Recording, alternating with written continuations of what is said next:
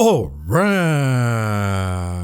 Today's Sunday, Jan 12th, and this is a recap for the stock market activities for the week that was and an outlook for the week to come. And folks, I got a good one for you tonight. I hope everybody had a great weekend, relaxing, enjoyed the family, not the weather so much because half of the country is freezing, the other half is burning, but pay attention to me now because you got to be ready for this week because it could be, keyword could, be the week that is similar to Black Friday the year 2000. When you get a nasty inflation report and you see the same ingredients that took place before that crash in the bond market taking place again. You are one hot inflation reading away from a seismic shift in the market. Now, do I think this CPI report is going to be it? I don't think so. I only say that because if you look at the inflation in the month of December from commodities or whatnot, we didn't see a lot of that. So maybe there was inflation from shelter, for example. Sure. But would it really push the CPI in a massive beat where it's really, really hot? And now we shift the mentality from rate cuts to rate hikes from the Federal Reserve? I don't think so. But if you're watching what's going on in commodities right now, I think it's going to be the reading that we're going to get in February or March. We're going to talk about something really, really important, specifically in crude oil. And that's going to be the charts analysis. You know what else we're going to talk about that is perhaps the most important thing in this video and the most important thing that you got to pay attention to? If anything, you're going to take anything from this video. The one thing is, there was a change in the bond market that took place on Friday. And this is the first time we see this kind of change since the fourth quarter of 21, right before the bear market in 22. It's happening again. So stick around, folks, for the charts analysis. The other note before we begin, I know you guys want to talk about the jobs report that we got on Friday and inflation and all of that. We're going to do the macro coverage in a separate video. If you recall, last year I said that we're going to split the videos into market analysis and then macro analysis. So in this video, we're going to do the market analysis, even though we'll do a little bit of a macro. We're going to touch on the gilts and Britain and all of that, but it's going to be concentrated in the market. We're going to look at the bond market, of course, and that kind of ties in the macro because whatever is going to happen in the macro is going to be led by the movement in the bond market. But tomorrow, we'll do a separate video with extensive macro coverage. With that, folks, buckle up your seatbelts and grab your popcorn. Let's begin here right away.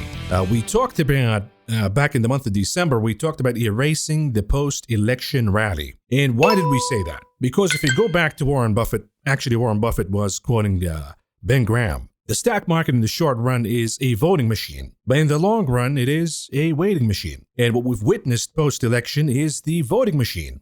The market said, okay, Trump won, and that means tax cuts and this and that, and they went crazy. But the policies were not implemented yet, and there was no fundamental reason for why certain stocks moved higher or why the market moved higher based on just, oh, somebody got elected. So the rally had no merit behind it. And now we're beginning to see the waiting machine showing up as we begin to concentrate on not just the glass half empty of the Trump administration, but also what we've been talking about for over a year now, which is the revival of inflation. The Federal Reserve abandoned the fight against inflation, and now they're going to pay the price with the revival of inflation. And at some point, they're going to have to hike rates again. It's the same classic mistake that the Federal Reserve has been doing for pretty much the entirety of its history. And it's amazing that that organization is still here and will continue to fund it and trust it when it comes to the economy, when it's proven that they have absolutely no fucking clue what they're doing. In any case, you got the Dow Jones erasing the entirety of the post-election rallies. So did the S&P equal weight. So did the Russell 2000. The S&P and the Qs, the NASDAQ holding still, but that's probably going to happen this week when they go negative too.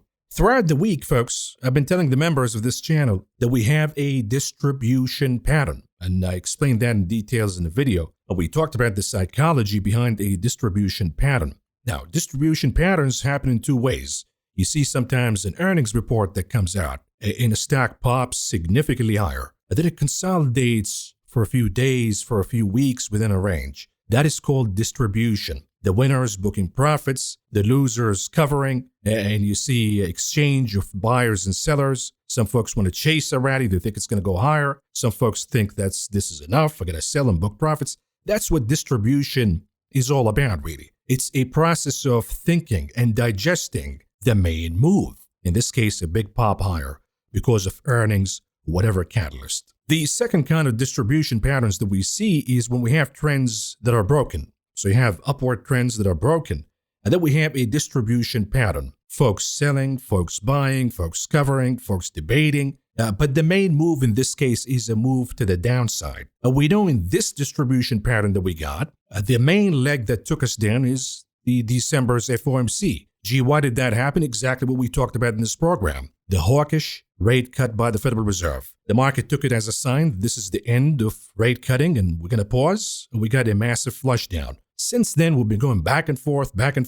in a period of debate and digestion. Once that digestion is done, we see the resolution of that distribution pattern. Either we're going to resume the upward trend again, and that usually leads to an explosive move higher. You want to follow that. Or you see a breakdown. That the digestion came to a conclusion that, yes, the main move is correct. And you see a big flush down at that point. You see a market correction beginning rapidly. You could see 5-10% in a few days. Now, based on the session on Friday, what does it look like? It looks like the distribution pattern is about to break to the downside, as it did before in the prior two instances in the upward trend that we got in the year 24 in the market. So right now, it is pretty much 80 to 90% that we're going to get a flush and get a correction, which is much needed right now after an upward trend. The last one we got was in the summer 24. So this is just a garden variety market behavior.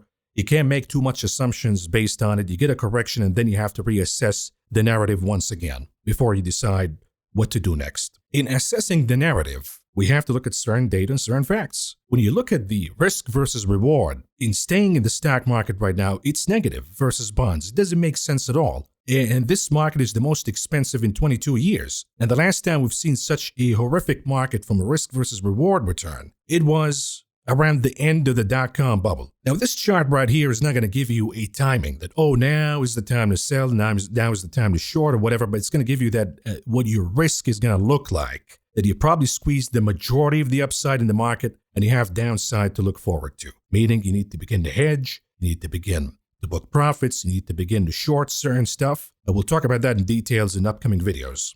The other thing is, we talked about this before, we have back-to-back years of double-digit gains. That's a rarity in the stock market. The stock market usually is going to give you 6 to 8% a year, and that's a really decent year. We don't see 20% back-to-back. That's indicative of a massive bubble. And the last time we've seen something like this was in the year 1928. And we know that we're not in good company because everybody, maybe some of you don't know, 1929, we got the massive crash. And then we got the Great Depression. So again, this is a massive, massive bubble, the likes that we've never seen before. You can go back to 1920s. Maybe that's the closest one to it. But the end of all bubbles is the same thing. All bubbles act and react the same way.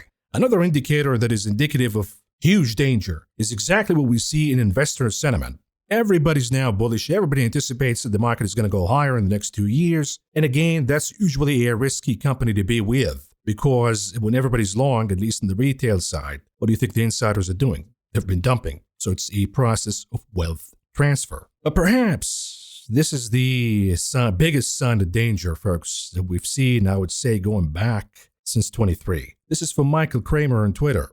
And he says the cost of leverage has collapsed. Look at this massive, massive collapse in leverage. And that happened recently, end of December, beginning of Jan. Now, do yourself a favor and add the chart of the stock market to all of this. You're going to see correlation. What are we trying to say? Is the crash that we see in the cost of leverage what's going to happen in the chart of the stock market? The short answer is yes. Why do we see the cost of leverage going down? Because the insiders are beginning to shuffle their positions and their sentiment in the market. They're no longer looking for leverage to go along the stock market. The strategy right now is shifting from leverage to hedging. So the cost of hedging is going to begin to increase. The cost of leverage, no need for that. And that's a huge, huge sign of the wealth transfer. The insiders changing their sentiment, but the retail mom and pops and the asset managers, the zombified asset managers, I should say, are all super bullish. Number 2, it is a sign of massive preparation in the change of the direction of the market. The other thing is, of course, you guys saw what happened with NVIDIA this week after the CES conference here in Las Vegas. Jensen Huang, aka the King of Bears. This year in 25, he's the King of Bears. Make sure you give him a kiss on the cheek. A real big one. Because he crashed his own stock and quantum computing stocks. And he's going to crash more stocks as he continues to talk. Most importantly is his stock.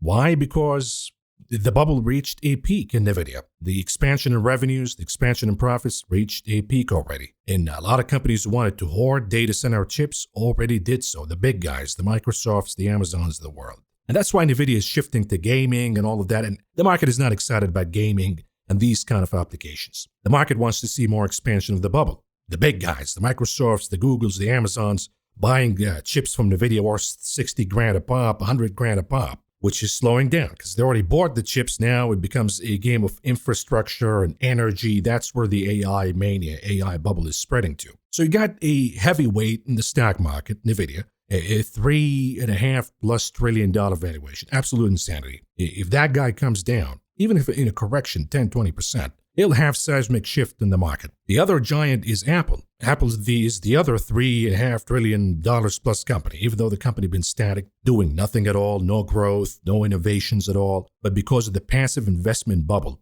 of let's just dump clients' money and retirees' money and pension fund money in the market and buy the heaviest weight Apple just because. That's what led to Apple going higher, not to mention the scam of the share buybacks. But all of that is coming to an end. You got Warren Buffett, the greatest investor of all time, dumping his Apple shares. The higher they go, the more he dumps. And so far, we've erased the entirety of the December rally. And we continue to get bad news from, again, one of the most important stocks in the market. Headline reads, Apple's market share slides in China as iPhone shipments decline. Of course, we got the headline that they're lowering the price, and I said that this is because of desperation, and now we get the confirmation that, yeah, they are desperate. They're losing huge market share in China. And a lot of folks, of course, say this is because of the weakness in the Chinese economy. No. This is exactly what we've been talking about in this channel for a long time, that at some point the Chinese consumer is going to become anti-American. They're going to support their domestic products, be it from the EV side, be it from smartphones. And this is why we see BYD eating Tesla away in China. We see Huawei eating Apple away, market shares away in China, because the Chinese consumer is becoming more nationalist. Why would I buy products from the enemy? Now, the other thing in my notes here is a really important thing. When we talk about a black swan or a global event, we know what's going on in the U.S. bond market. I'm going to explain that to you in the charts analysis. Again, huge change on Friday's session. We've only seen that right before the bear market in 22. But it ain't just U.S. bond yields that are going higher. Check out what's going on in the 30-year bond yield for UK government bonds in the gilts. That rate is skyrocketing. At the same time, the British pound is collapsing versus other currencies. This is a lethal combination. Why is it a lethal combination, Maverick? Because what happens when yields go higher, the cost of borrowing for the British government goes higher. As you can see in the chart right here, it's expected to go higher and higher and higher. The estimate keeps going higher for next year's interest payment and the year after. At the same time, if your currency is going down and being devaluated, then you're going to need more money and more supply to pay the debt at higher interest rate. And that usually leads to inflation once again in the economy. And it leads to horrific outcomes for spending and austerity measures and all of that. The Wall Street Journal says that action might be needed to steady the UK gilt market. We all remember what happened with Liz Truss and the disaster that was averted for that time at least, but now it's coming back. And this thing could blow up, and we could see a financial crisis in Britain. That's going to have ramifications on the European market and soon enough in the US market. And unfortunately, folks, what's going on in Britain is going to happen here in the US. And once it does, the game is over. Bond yields continue to go higher. The interest payment for the government here in the US, of course, we have a bigger problem when it comes to the debt than the UK. We're paying $1 trillion right now. If yields continue to go higher, we'll pay more. At the same time, the dollar is going to be devalued. And as the dollar gets devalued, and part of the reason would be because of the Bank of Japan firming up the yen and increasing interest rates, it'll be also soon enough the Bank of England and the ECB doing the same thing to fluff up their currencies. So the dollar goes down, and we know that the Trump policies is going to devalue the dollar with the tax cuts and all of that. So if the dollar goes down, commodities are going to surge. The majority of commodities globally are traded based on the US dollar. So if the dollar goes down, the prices of commodities will go higher. You're already seeing that, folks. Notice what happened in Friday's session. Oil is rallying higher now. Palladium is beginning to move higher. Copper is beginning to move higher. Nat gas is exploding higher. Not to mention, of course, other commodities like softs and coffee and sugar and cocoa, live cattle making new highs, eggs. And we'll see more of that leading yields to continue to go higher and higher and higher. So have a combination of lower currency and higher interest rates. That's a lethal combination. That's game over. That's chaos. And we're going to begin to see that. So folks, keep that in mind. We'll talk about it when we talk about the charts analysis. I'll show you the evidence on the charts so you can see it for yourself. But the reason why we're splitting the videos is so we can concentrate in the market and trading a little more, and then we can concentrate in the macro in a separate video. We don't have to jam everything in an hour-plus video that comes out late, and I think that was a problem last year, so we're trying to tackle that by splitting the videos. But the beauty of that is we can talk about the market a little more. So let's review the tape, what happened on Friday. I want to bring your attention here to the 10-minute chart of the SPY. So we got a gap down after the jobs report and interest rates are going higher and all of that. We tried to find support in or around 579, 580. But notice the zone that I'm highlighting in the chart. It is really interesting because I was doing the chat with the Discord members as this was ongoing. And the talk was, I see Maverick, they're going to do a V-shaped reversal. We're going to close positive today. The bears or whatever, this defeatist sentiment all the time. But I said clearly, and you don't need to be a rocket scientist to know this, that what you're seeing right now is the shorts booking profits. The shorts who shorted in the morning or maybe yesterday, maybe before, they're booking profits. The algorithms by default are buying. When you have the shorts switching from selling to buying, then you see behavior like you see in this chart right here, where you see green candle after green candle after green candle because there's only one-way street. Everybody's buying, but it's at low volume. Usually when that happens, you reach a point in the chart where you begin to see the resumption of selling. So despite what people were saying on Discord, this is what I said. 1018, as the rebound was ongoing, I said the SPY target, the max pain for calls, already achieved. They hammered all the calls in the morning. But we have the current max pain for the puts at 580. The inverse gamma, in case we see a flush down, will be 575. I added that the market maker wants to close above 580 and will fight tooth and nail to do it. If volatility increases before the close, as we see the CPI and PPI hedging, then we could see 580 lost and the SPY flushing at 575. Before I took a break, I said I'll take a break and be back at the closing hour if we get a major move. My 2 cents, demand for hedging, VIX resumes before the close. What does that mean? It means that the SPY is going to turn around to the downside again. And this is exactly what happened. So the options market dynamic, we closed above 580. So the market maker is happy. But at the same time, please, you got to have some perspective here and understand what's going on in the chart before you become an emotional queen, just screaming and making decisions based on your emotions. You got to look at the facts. Now, where do we go from here? Since a lot of puts expired in the money, Monday's session, what do you think is going to happen if the market maker has all of these puts that they sold expiring in the money? Well, they have to buy the market at that price. So we're going to see buying at least in the pre-market session, maybe early on in the morning tomorrow as a rebound, but that could fade right away. But the initial reaction, at least in the futures, you should see at least a little bit of a rebound, an attempt for a rebound as they continue to cover these positions. But if the market maker sees more puts being bought in the system, they're going to flush it down again.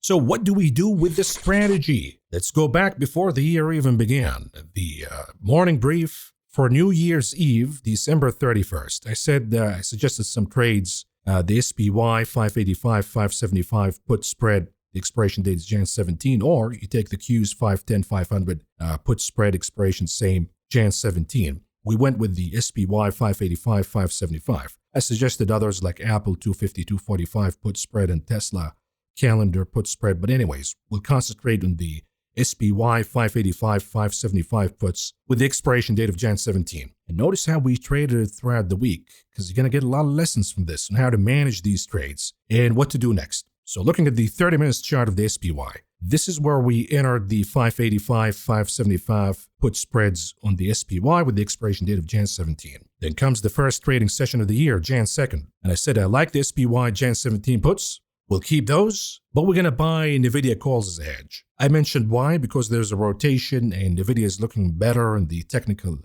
element of the chart. So let's keep the puts Jan 17, but let's buy some short-term options, call options that is, on NVIDIA. So this is what we did on the 2nd of January. We bought some NVIDIA calls as a hedge, shorter expiration date. You look at the chart of NVIDIA, here it is. We bought the 145 calls because it was looking as a bull flag pattern. And once you close above the 50 days moving average, which is in blue, that's my bullish indicator. So we did pretty good in hedging that way. Comes the third. And the market continues to go higher because NVIDIA is going higher. And the traders were saying, Mav, but the SPY 585, 575 puts look like they're kaput. What do we do now? Let's cry, let's moan, and all of that. And I kept reassuring the traders that you could react now, but we then flush down next week. So the approach, when you see something like this happening, is complement your puts with weekly calls. And I gave you the number. If we close above 591 in the SPY or the Q's 520.28, let's complement the puts with some SPY calls shorter term. So if you have the SPY puts for the 17th, you're buying maybe the calls for the 10th or shorter expiration date. And I gave you exactly what I bought, keeping the 585, 575 puts,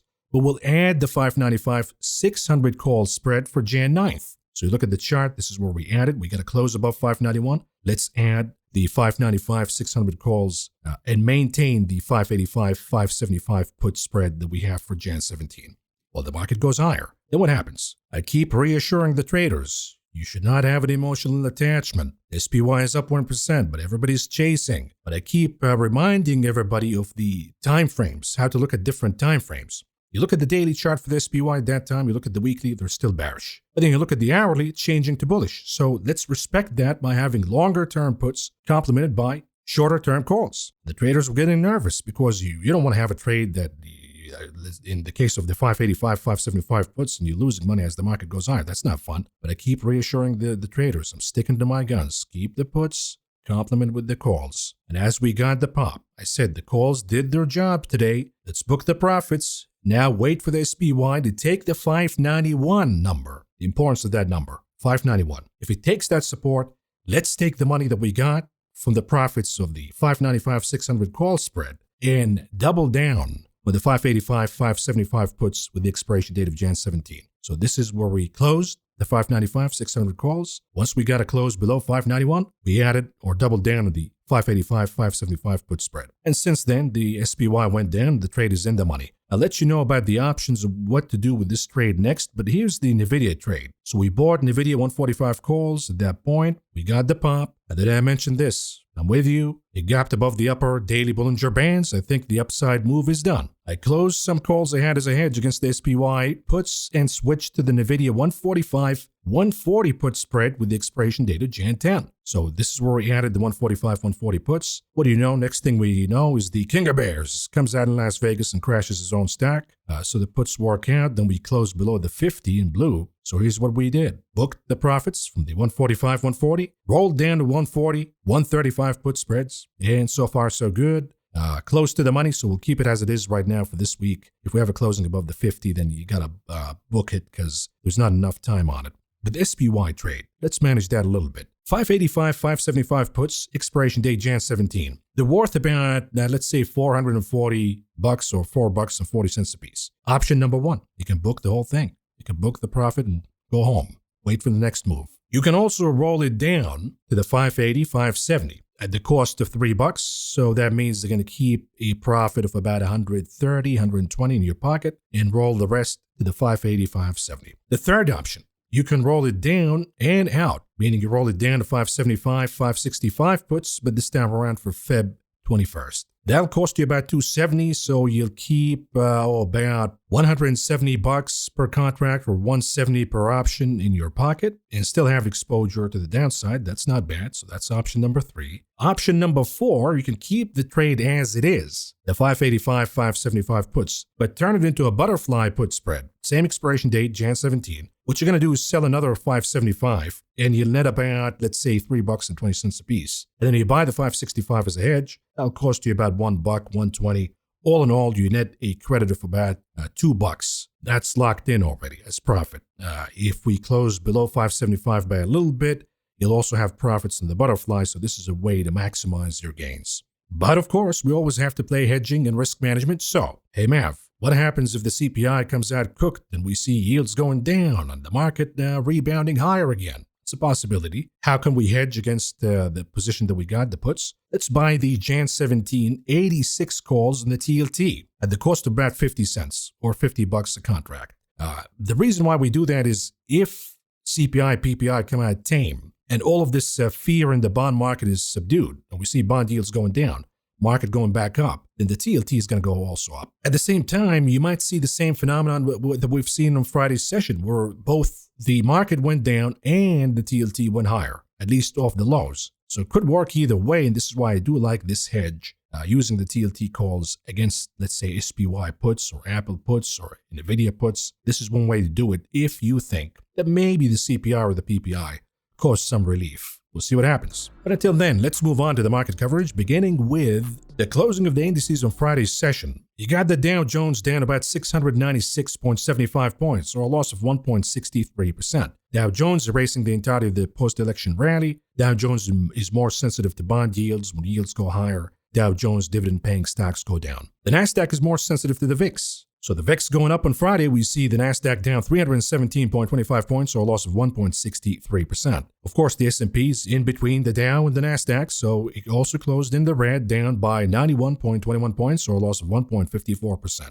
The most sensitive to bond yields, which went higher significantly, both in the long and the short end of the yield curve on Friday's session, is the Russell 2000. Small caps were down by 4.88 points, or a loss of 2.20% on Friday. All sectors closed negative on the session Friday, with the exception of energy a tick higher. If we contrast this with the weekly performance, we see that energy remains the top of the sector's performances here. The only legitimately positive sector for the week. Healthcare was also positive, but I think it's more of a relief rebound because healthcare got really, really oversold, and some asset managers are booking profits from technology and rotating to the value in healthcare. End of the day, healthcare is also a dividend-paying sector. So if we see bond yields continuing to go higher, interest rates continuing to go higher, why would I bother owning healthcare if I can get 5% risk-free in the bond market? So I don't think that healthcare is going to hold if we continue to see yields going higher. Of course, with yields going higher, real estate is not doing pretty good at the bottom.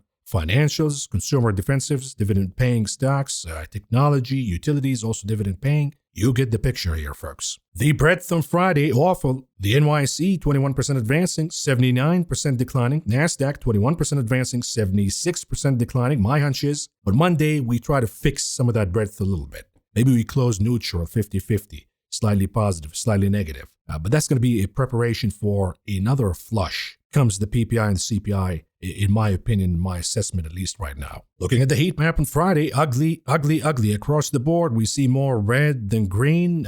Most sectors in the red because you have bond yields higher. So anything that is bond yield sensitive went down. The VIX going higher. Anything that is VIX sensitive, like the big cap technology stocks and these indices, went down. We've seen the dollar going higher, so anything that is dollar sensitive, like metals, for example, those went down. The commodity oil went higher, so we see energy, majority of names closing in the green. And then we have some rebounds in healthcare, like Eli Lilly. In technology and chips, we have TSM Taiwan came out with earnings, and that's rebounding. Meta was the only big cap closing positive because we got some talk about the Supreme Court maybe banning TikTok, so that was more of a sentiment thing. Then we have Home Depot closing positive along with Lowe's. That's related, of course, to the fires in California. And the assumption that we're going to spend more here in Home Depot to rebuild the lost homes. In defensives, we have Walmart, Costco. Those remain, at least right now, market correction proof. They continue to stay strong, but at some point they're going to give up too. We contrast the picture with the weekly heat map. Oh, not so bad. You see that? We see a little bit of green here. Healthcare, of course, I think still this is sort of a relief rebound. We see energy, of course. That's legitimate because energy commodities went higher. But ExxonMobil is underperforming. ExxonMobil is sort of the dividend-paying stock. And my hunch is, with yields going higher, of course, dividend-paying stocks like Exxon would go down. But you'd say, hey, Mav, CVX, Chevron also pays dividend. Shell pays dividend. They closed positive for the week. What's up with Exxon? I think that somebody's sniffing a deal, that Exxon is going to buy somebody else. And that's why Exxon been underperforming. Could be a hunch, could be right, could be wrong, but this is what I think why Exxon is underperforming. Anything yield sensitive with yields going higher, like real estate, like financials, all down, even utilities down. The exception is the nuclear energy / AI suppliers like Constellation Energy. Those are going higher. But you see the staples also dividend paying, yield sensitive, all down across the board, absolute massacre to those names with the exception for Walmart, Costco, the value stores. We see Tesla as a winner for the week, about 4%, but again, that's going to be shaky as we get closer to the earnings report because the deliveries were not that good at all. There was a little bit of excitement for chips earlier in the week, so we see some of them closing positive, like the equipment makers ASML, AMAD, Micron, ARM, Taiwan. But at the end of the day, the big dog, NVIDIA, disappointed, and I think that at the end of the day, the weight of NVIDIA will take them all down if NVIDIA continues to go down. Apple is interesting because it got really weak. You look at names like Palantir, for example, down over 10%. That's related to bond yields going higher.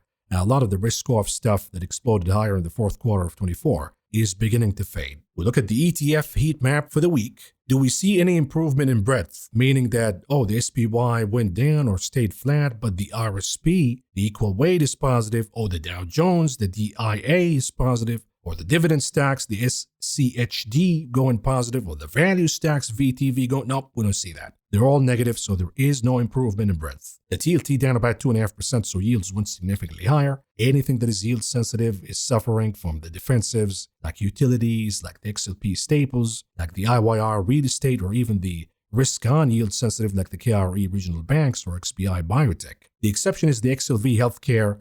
I talked about why that happened. I think it's relief. It's more of asset managers kind of rotating some stuff to healthcare, but that's not going to last if we continue to see bond yields going higher. The dollar was up for the week, but we don't see dollar-sensitive stuff going down. We actually see this is really dangerous because it tells you that the dollar is going to top really soon and go down. So we see the gold miners up. We see gold, silver, nat gas, USO, that's oil. We see that going higher. Of course, energy, XOP, XLE, all blasting higher. The negative impact of the dollar going higher is seen in Chinese equities, in emerging markets, international equities like India, INDA is down about 4% for the week, and cryptos, of course, down for the week. But the action that we see in commodities is beginning to tell me that we're about to see the dollar down, bond yields going higher, which is the lethal combination. Keep that in mind. Speaking of commodities, let's do the commodities coverage here. We begin, of course, what else? This is Friday's session, folks. Even with the dollar going about 0.5 percentage point higher, that's the warning sign. Even with the dollar going higher, look at the rally that we see in energy. 7.5% for nat gas, 5% plus for diesel. Gasoline RBOB over 2%. You got crude oil futures across the board up a little over 3.5%. Coffee up about 2%. Of course, we see pullbacks in OJ, cotton, cocoa, but cocoa been exploding higher. You guys know the story with the shortages, and we got an article again in the Wall Street Journal saying that the farmers, the supply is so limited. The farmers are killing the crop because there is no crop. So the supply is shrinking by the day. Demand is still skyrocketing. So cocoa is just going to continue to go higher and higher and higher until we see a recession here in the U.S. But look at metals, really sensitive to the dollar, but they're going higher along with the dollar. Exception is copper, so you're still going to keep an open mind here. Why did Dr. Copper go down? Maybe it's not really confident that the dollar is done going higher. But we see palladium up 4%. We see gold up about 1%.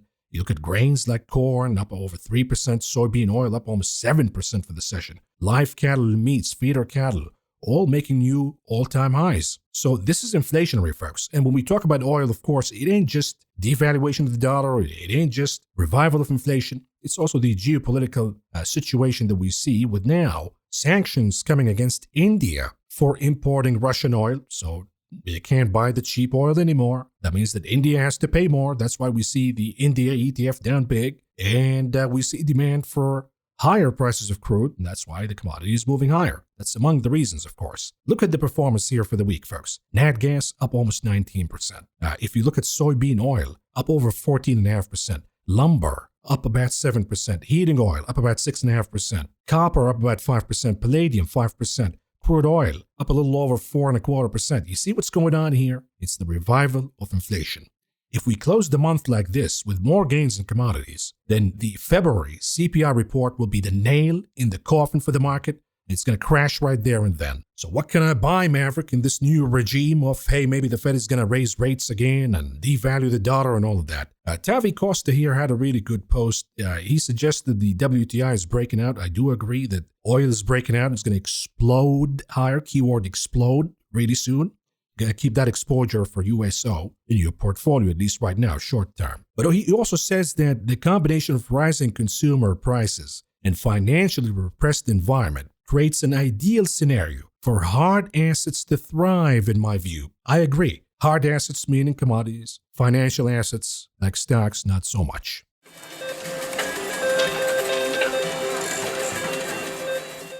Moving on to the big casino options.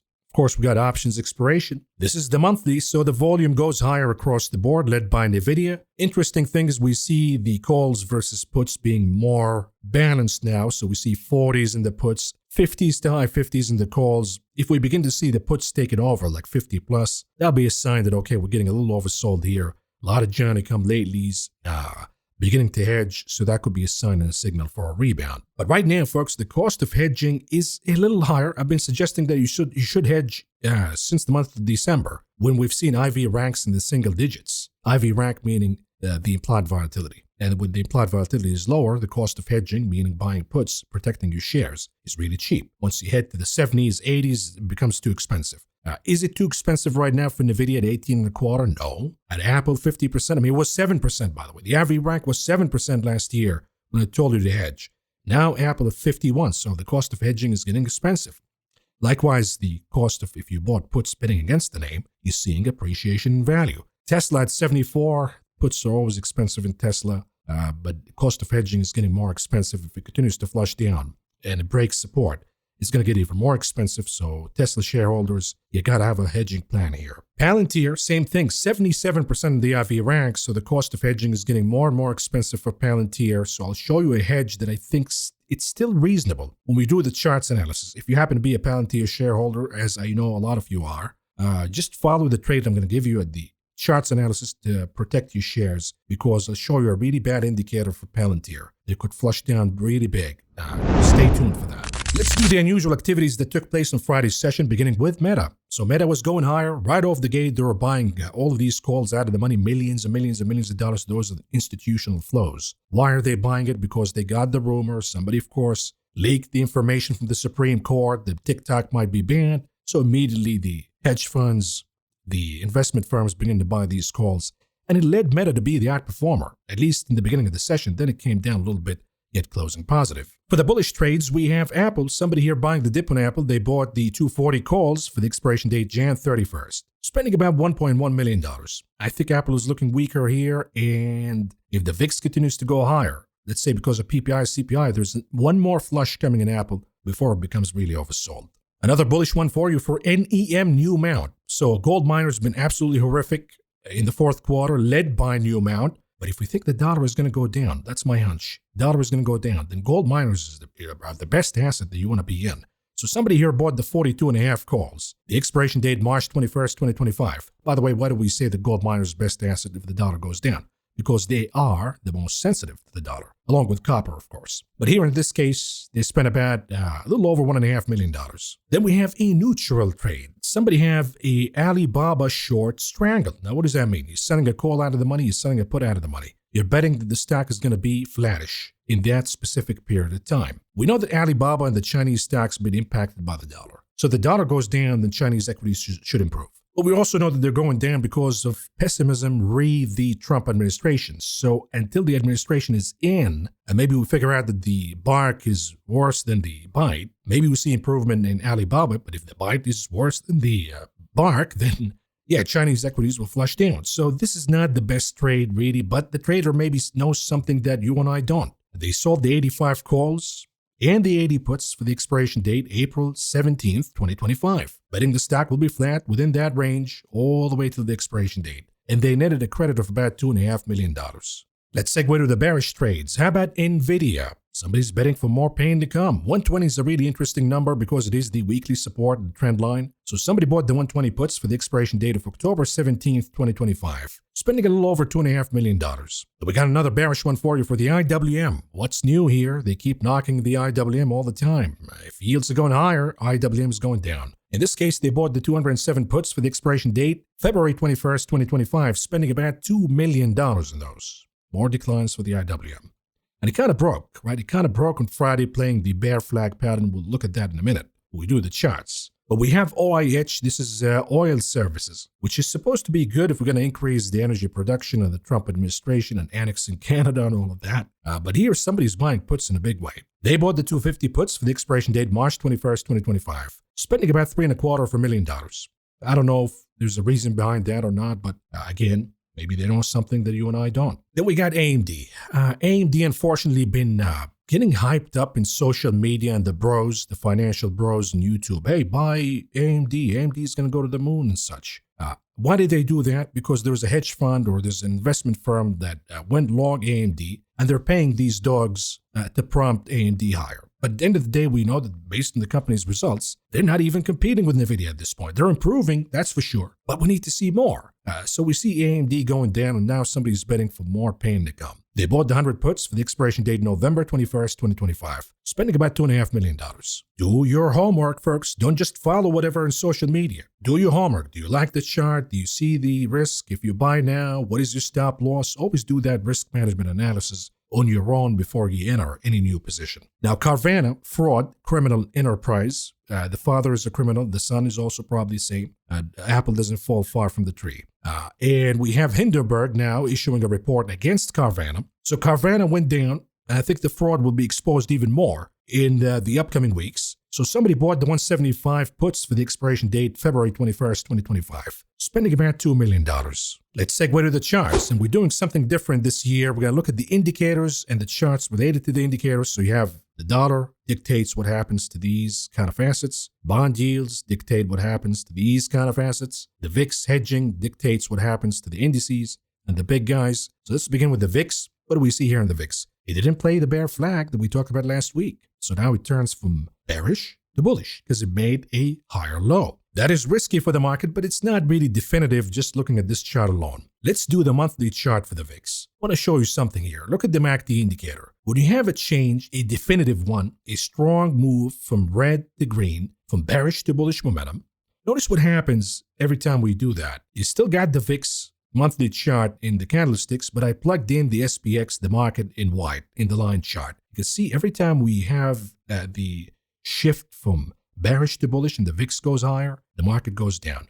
We're seeing the same thing right now. The VIX is turning from bearish to bullish. VIX is beginning to gather some energy in the monthly chart, and we see the market weakening. So we'll keep an eye here, but the VIX has definitely turned bearish. And that's going to become handy when we look at the scoreboard at the end of the video. But again, the VIX dictates what happens to the indices, and here's the SPY, the S&P 500 hourly chart. We closed below 585.89, the red line, my line in the sand. What do we do now?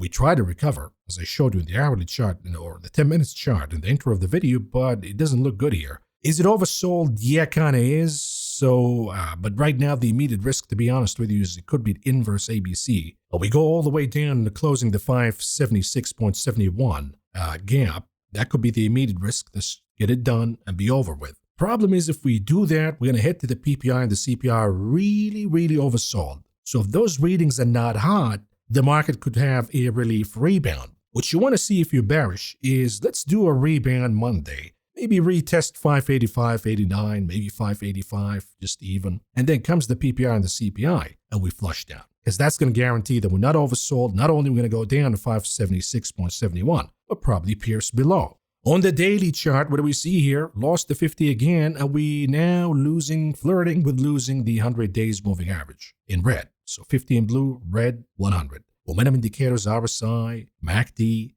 they're all negative. They're not oversold, so we could have more downside to come. And again, the target is closing the gap, erasing the entirety of the post-election rally, 576.74. If we lose that, then what do? Is there a downside target? One step at a time, folks. We don't want to go ahead of ourselves here. But in case it happens this week, we look at the weekly chart for the SPY, 576.74. If that's lost, next stop will probably be the lower weekly Bollinger Bands. Weekly, not daily. It's going to be at around, let's say, 550 in the SPY. And furthermore, supporting that, you have negative divergences in all indicators. You got it in the MACD, you got it in the RSI. Not quite yet in the confirmation/lagging indicator, the vortex indicator. You still see the red line, the bearish line kind of trending down, and the blue, the bullish, weakened but still dominant. So that's the vortex is going to be your ultimate confirmation that we're breaking down. What about the futures, though, for those of you who trade the futures? And I love to look at the futures because it is sort of a leading indicator of what's going to happen to the cash index and the SPY.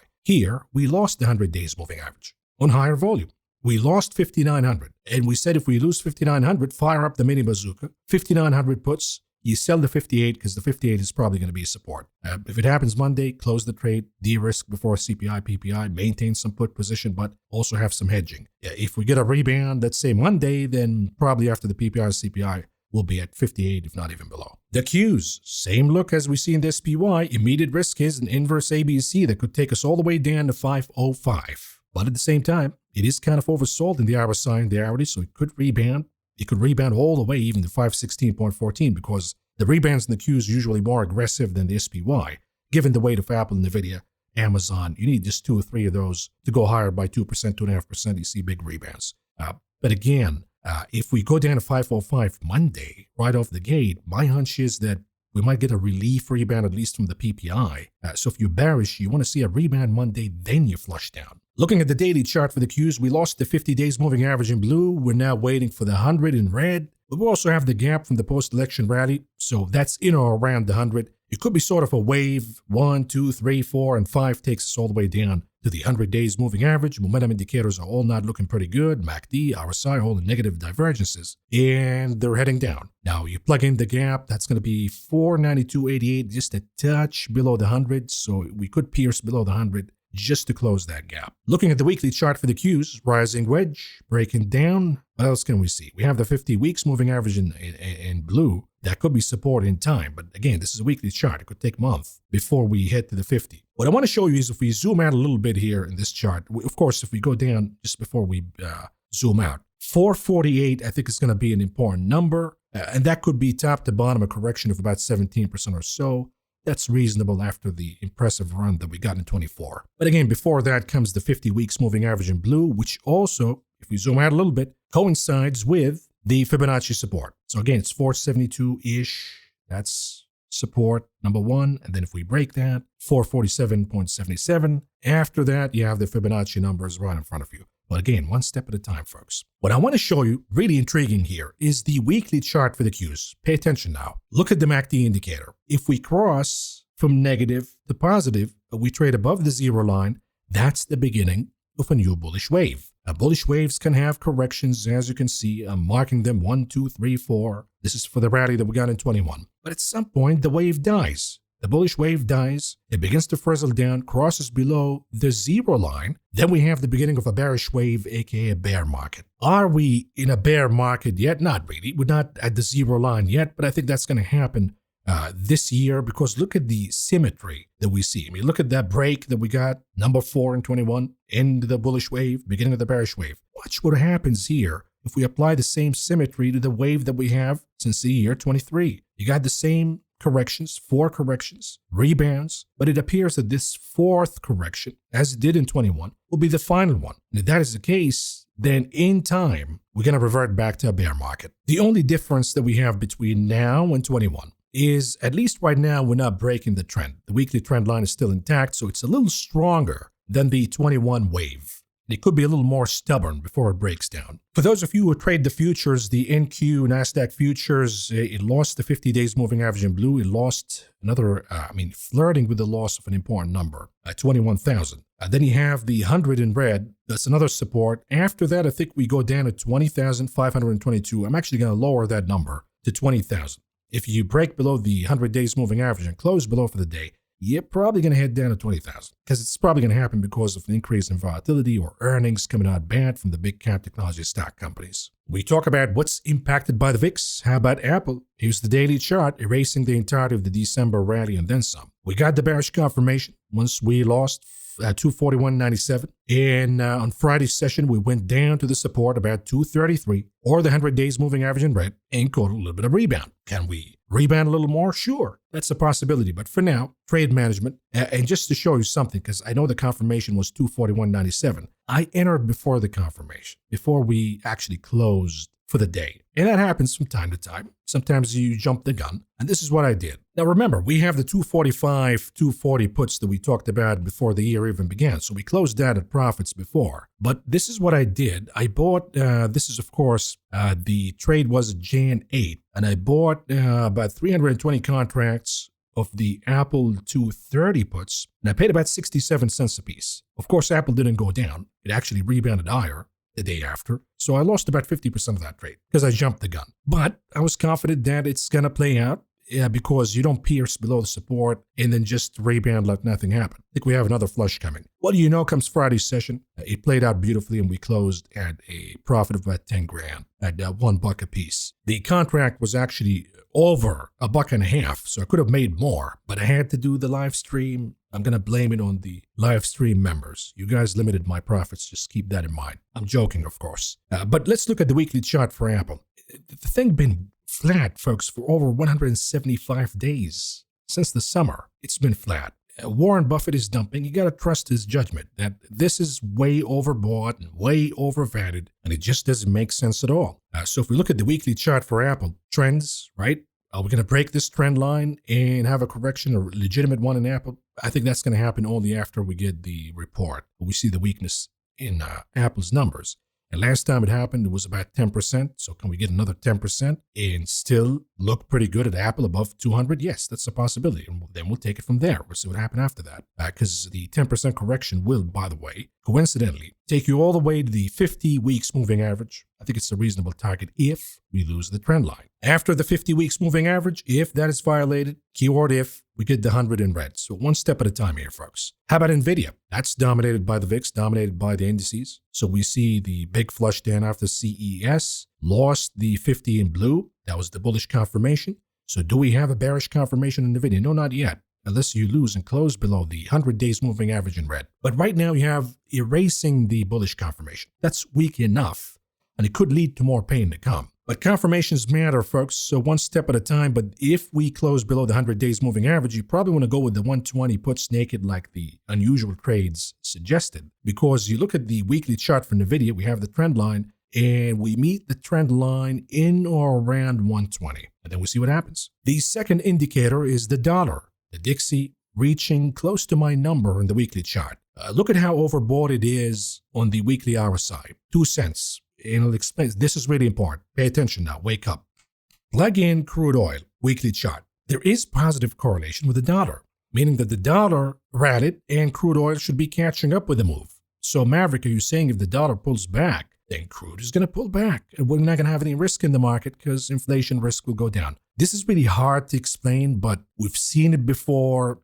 Before the crash in 2008, before the big pop in oil. We've seen it numerous times before. When the dollar tracks crude oil, they have positive correlation, but crude lags. Then the dollar begins to reverse and heads down. And that actually becomes the fuel for crude oil to rally significantly higher. Why? Because crude oil has been tracking bond yields, not the dollar. Keep that in mind. If the dollar goes down, I think it's going to lead to a massive rally in crude oil. You look at the weekly chart for crude. Are we breaking the resistance line, the sloping line? Yes, we're closing above. So we have a bullish breakout in crude. You look at U.S. oil monthly chart. If we just use a Fibonacci study, once you cross above 80, which I identified as the danger zone, you're probably going to be at 100 in no time. I think we have an explosive move coming in crude oil. We already see an explosive move happening in nat gas in the weekly chart. Inverse on a shoulder. You got the sloping line of resistance also being broken. And now we see a breakout in nat gas. Lower the value of the dollar just a tick. Oh, you'll see these crude oil and nat gas commodities exploding higher. What else is sensitive to the dollar? It's gold futures, and gold is closing above the 50 daily moving average in blue. It looks bullish to me, not confirmed yet because the dollar is going higher. But the old man is wise, right? The old man is not going to move higher above the 50 days moving average without being sure that the dollar is done. I mean, it made a mistake before and it flushed down in a bearish engulfing candles. So that happens from time to time. But I think that the old man is moving higher as another indicator that the dollar is about to pull back really soon. If that is the case, then gold miners, the weekly chart, still bearish, by the way. It has the topping in the shoulder.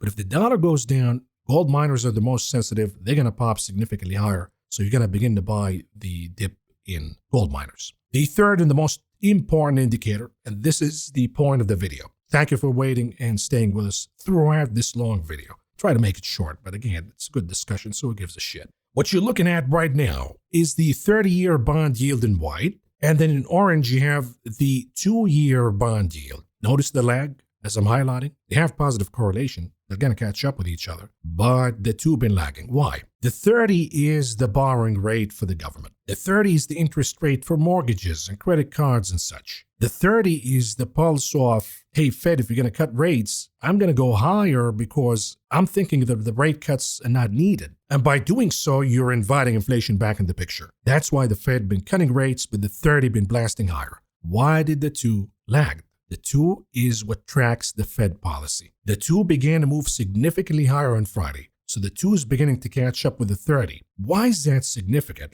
Let's go back to 21. Notice once again in orange is the 2-year. That's the Fed's rate. The 2-year yield usually tracks the Fed. But then you have the 30-year bond yield in white. And you see the divergence, right? You see the divergence where we see the 30 moving higher. It took a while for the 2 to move higher with it, as if the 30 was anticipating inflation to go higher, and then in time, the Federal Reserve realized that inflation is going higher, so they began increasing the interest rate higher, and with that, the 2-year yield went higher. By the way, notice that I'm just a jerk-off financial YouTuber doing a show from my garage, and I can spot all of these correlations and predict what's going to happen next with inflation. The Federal Reserve, somehow, all of these Harvard and Yale motherfuckers, all of these people who are getting paid millions of dollars, courtesy of the taxpayers' money, they have no clue how to deal with this. Jerome Powell kept saying that it's transitory, and then he capitulated and raised rates. He should have looked at this and realized it's not transitory. In any case, let's plug in the SPX, the market in light blue. Notice what happens when you have the 30-year in white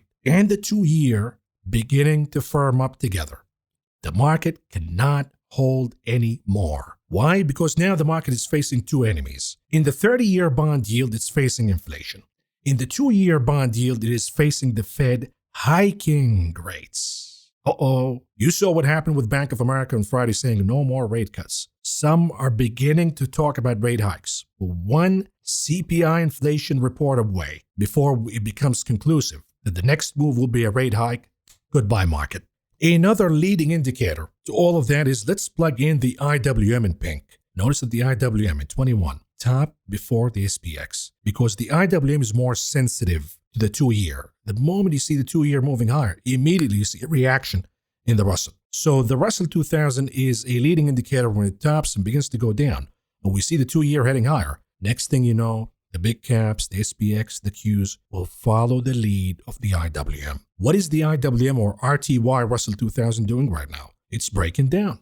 And we suggested that you do a straddle or a strangle trade. So right now you have an opening where one of these legs played out. So what you do is you close the other, double down on the one that's working out. But the RTY Russell 2000 playing out a bear flag and losing the 200 days moving average, not looking good. As yields go higher, even if you plug in a trend line, you already broke the trend line, so it looks awful. So we have to zoom out and use Fibonacci. If we lose the support that we got here, then we could be flushing down the Russell 2000 to the next support at about 2100. IWM, once again, losing the trend line, playing out the bear flag pattern. So this is your leading indicator for the market because it tracks the 2-year yield. Now we got the XHB home builders, same chart in the ITB construction, same chart in the IYR real estate. Really sensitive to the 30-year bond yield. So right now the daily chart, is it oversold? Yes, but it's behaving the same way as the IWM. The bear flag is playing out. We do have a gap on the daily. Let's see if it's going to close the gap, and then maybe we see a rebound. But we're only going to see a rebound in the XHB if the 30-year bond yield heads down. I noticed on Friday's session that the 2-year was heading higher, but the 30 was heading down. At least for a moment, that was the dynamic. If that happens and continues to happen, it will be because the market now is reading it as, the Fed is going to increase interest rates. They're going to hike rates again. And in doing so, remember the duality of the risk that we've been talking about for about 2 years? They're going to reduce the risk of inflation, but increase the risk of a recession. So we see yields on the longer end of the bond yield heading down, while the shorter end heading higher. If that is the case, then risk assets like the IWM, the small caps, the SPY, the Russell 2000 will get hammered. But then the home builders like XHB and maybe the dividend-paying stocks begin to move higher. That's just speculative right now. From all of the evidence that we've seen on Friday, both of them moved higher together. And that means more pain for the XHB. You look at the weekly chart here, again, you see the correlation.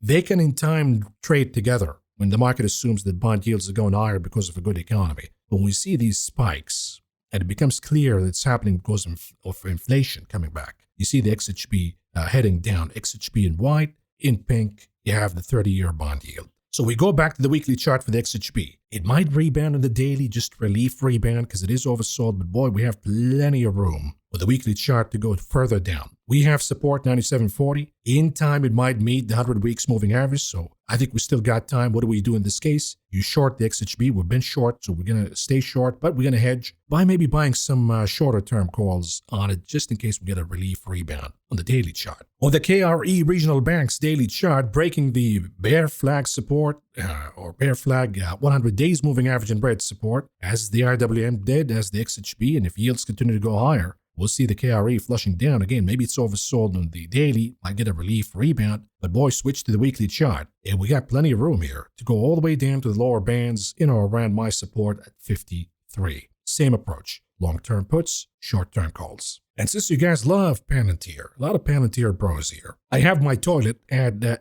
68. You close below, you got the flush. And we did close below. What I want to show you is, let's just zoom out here, use the line chart on the daily chart for Palantir, that's in orange, and then plug in the IWM in green. Correlation? Absolutely. They trade together. Risk assets, profitless companies. Now watch what happens if we plug in the 2-year yield in pink. What happens when the 2-year begins to spike higher and makes higher highs? Not so hot so for the IWM. You see the green line heading down, meaning the Palantir is going to track that move if we continue to see the 2-year going higher.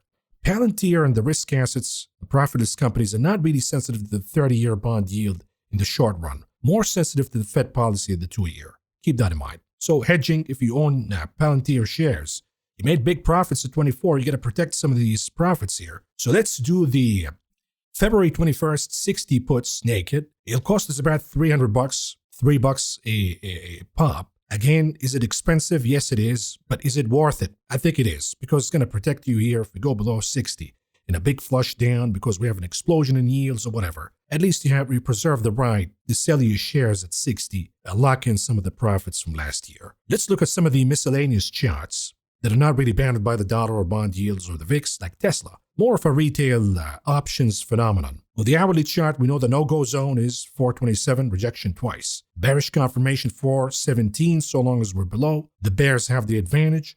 They're waiting for a confirmation of a daily close below 390.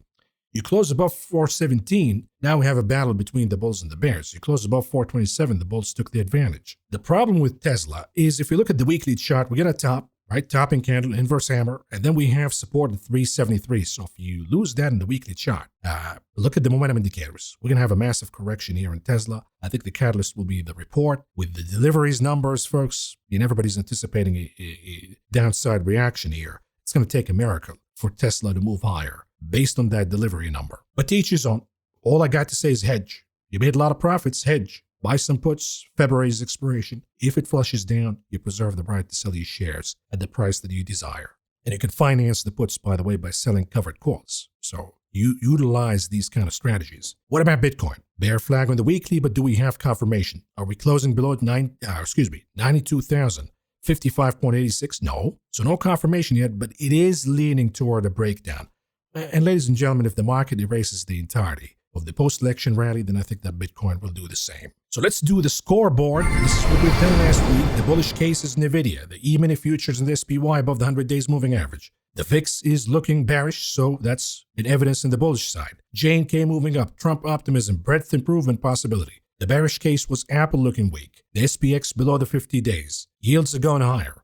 Market MACD, as I showed you, is topping and beginning to roll down.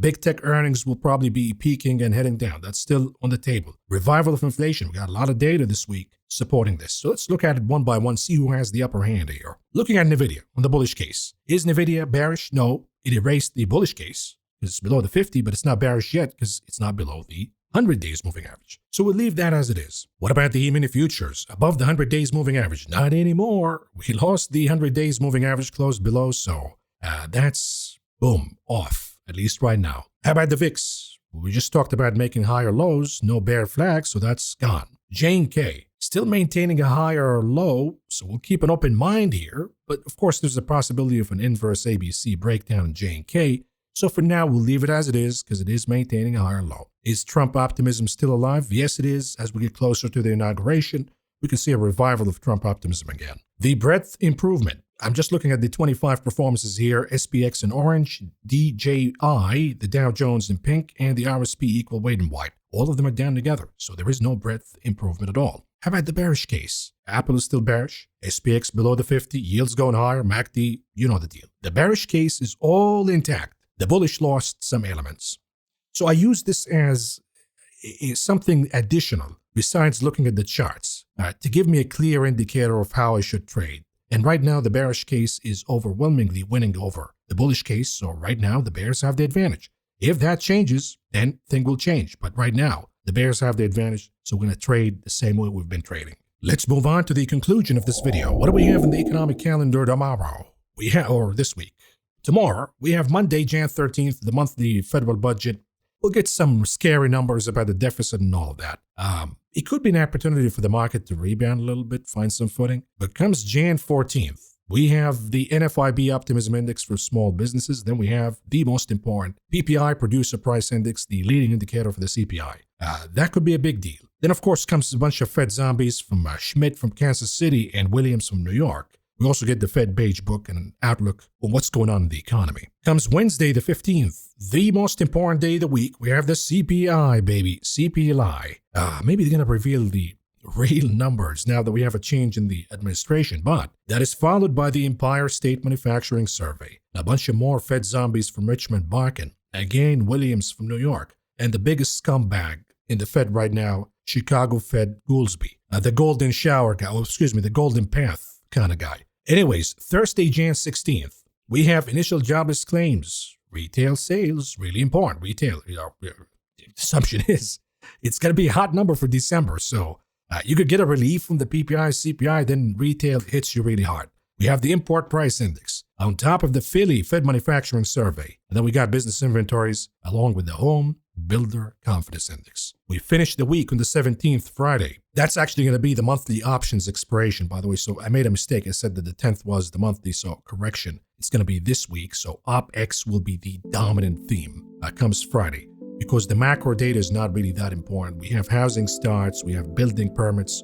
All of that is important to the housing market, but not really market impactful for stocks. That comes, of course, on top of industrial production and capacity utilization. On the earnings calendar, we're also going to begin with banks earnings, so all eyes will be on banks. But ladies and gentlemen, I wanted to make this video short. That's why I'm splitting the macro and the market. Turns out we made it long. But at least it comes a little earlier than before, and it was a really good discussion, I think, at least. Maybe I'm biased. But if you enjoyed this show, please help us out here. Press the like button, subscribe, leave us a nice comment in the section, and better yet, join us as a member. On Patreon, you have the links in the description, or you can do it here on YouTube by clicking the join button. And that way, you're not going to miss anything. You're going to keep up with the daily show and anything that happens in the market and the economy, day-to-day basis. But with that, folks, this is all I got for you for now.